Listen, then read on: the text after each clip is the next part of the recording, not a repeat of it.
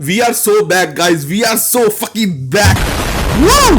One word review, loved it. It's two words actually, but you get the idea. भाई साहब classic और peak MCU वाली feel I है इस movie से, जैसा हमें प्री एंड गेम फील होता था. And this movie does feel like a pre end game MCU movie. इसकी थीम से ये ग्राउंडेड है, ये फनी है जहां इसे होना होता है, और मोस्ट इंपॉर्टेंटली ये इमोशनल है. और भाई the post credit scene epic is an understatement. Also fun fact, इस मूवी का पोस्ट क्रेडिट सीन पूरे MCU का सबसे लंबा पोस्ट क्रेडिट सीन है, clocking in at 2 minutes 54 seconds, and that's huge. That's what she said. Speaking of saying things, अगर तुमने मेरी बिफोर यू वॉच वाली वीडियो देखी है, then you know मेरी story prediction was 90 to 95% correct, down to the asterisks, and that does count for a subscribe. Watch that video too if you haven't. और इससे पहले कि मैं आगे जाऊं, of course there will be spoilers, big spoilers ahead. एक तो पूरे YouTube इंडिया में मैं सबसे लेट वीडियो बनाऊं, उसमें भी मैं नॉन स्पॉइलर रिव्यू दूं.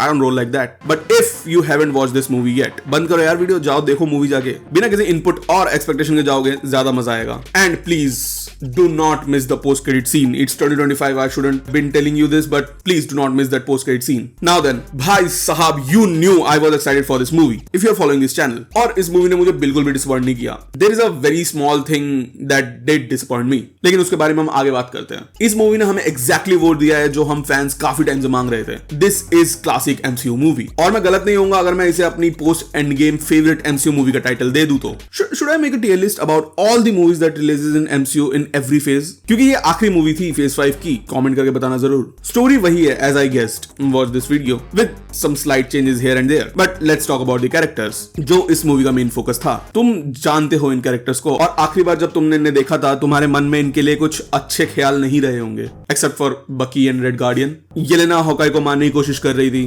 वॉकर कैप्टन अमेरिका बनने की कोशिश कर रहा था, और घोस्ट एंटमैन को मारने की कोशिश कर रही थी. लेकिन इस मूवी में तुम उनकी पर्सपेक्टिव से चीजें देखते हो, that they regret doing all of that, and in that process they are trying to redeem themselves. और क्या ही एक्टिंग है भाई एक एक बंदे की, मतलब उम्दा. It seems like everyone was dedicated for this movie. Makes me realize that I don't get it why Steven Yeun ने ये मूवी छोड़ी, सेंट्री का रोल छोड़ा. बट भाई लुइस पुलमैन, अमेजिंग जॉब. आगे बात करते हैं. घोस्ट जिसपे ज्यादा फोकस तो नहीं था इस मूवी में, लेकिन वो इन सब के बीच में खो नहीं जाती. जहां जहां वो है शी शाइन्स. जॉन वॉकर, अगर इस मूवी कोई MVP लिस्ट है, then his name is on third. तुम विजिबली उसके रिग्रेट्स देख सकते हो, and that he is trying to change. Red Guardian तुम्हें ऊपर ऊपर से खुश लगता है, but he is trying to be happy and cheerful. लेकिन वो जानता है और सिखाता भी है that it's life and that sucks. Bucky का स्ट्रगल तो नहीं दिखाया हमें इस मूवी में बाकियों की तरह, बट बकी का स्ट्रगल तुम पुरानी मूवीज में देख चुके हो. So in this movie he is like their guide, क्योंकि वो लोग अभी जहां पे है, बकी भी वहां पे था, and he knows there is a way out. वो सॉर्ट ऑफ इनका लीडर बन जाता है. And then comes our 2 MVPs of the movie.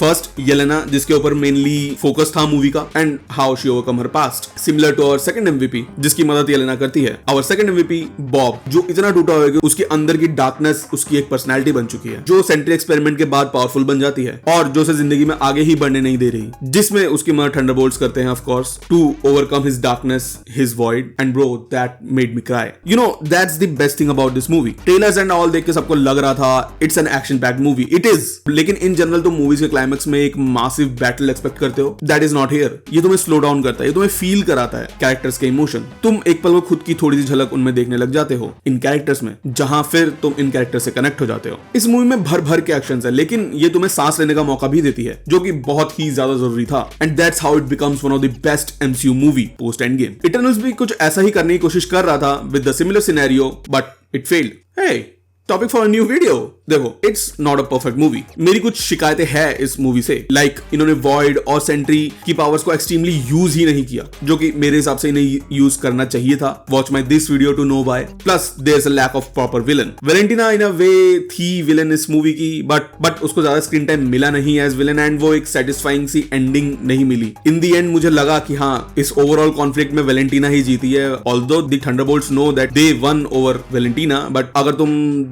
हमारे ऑडियंस पर्सपेक्टिव से देखोगे तो Valentina wins. Valentina got what she wanted movie की स्टार्टिंग से, to make a avenger, to make an asset जो उसके कंट्रोल में रहे, बेसिकली गवर्नमेंट के कंट्रोल में रहे. बट दैट डजंट मीन कि जो दिखाया वो मुझे पसंद नहीं आया. I absolutely loved it. Did I talk about the music of this movie? Oh boy, so good. और सिनेमेटोग्राफी तो है ही अच्छी, as I said previously, and that post credit scene, it was perfect. Not because जो हुआ credit में, लेकिन ये उन क्रेडिट्स की तरह नहीं है फेज 4 और 5 की जो बहुत ही वेग है या फिर स्ट्रेट अप नॉन रिलेवेंट है। ये पोस्ट क्रेडिट सीन सीधा कनेक्ट होता है एवेंजर्स डूम्सडे और फैंटास्टिक फोर से, मोर एक्यूरेटली फैंटास्टिक फोर से, बट इसके बारे में हम आगे बात करेंगे। एंड ये ब्रेव न्यू वर्ल्ड वाला वेग सीन नहीं था, they are coming, it's a proper setup जिसके बारे में मैं डिटेल में अगली वीडियो में ही बात करूंगा। Overall I really love this movie and I need more movies like this. We won for now. Expectations बहुत हाई कर दी अब आने वाली मूवीज के लिए मार्वल ने, स्पेसिफिकली फेज 6 के लिए। ये मूवी हमारे साइड कैरेक्टर्स को मेन कैरेक्टर्स बना देती है with emotions, depth, growth and story. मुझे बॉब का कैरेक्टर बहुत ही ज्यादा पसंद आया है and I am excited to see him in the future. इन सबको ही एक्चुअली कुछ चीजें मैंने मिस करी है जानबूझ के, जिनके बारे में मैं आने वाली वीडियो में ही आगे बात करूंगा। I have a lot to talk about. It was just a review video.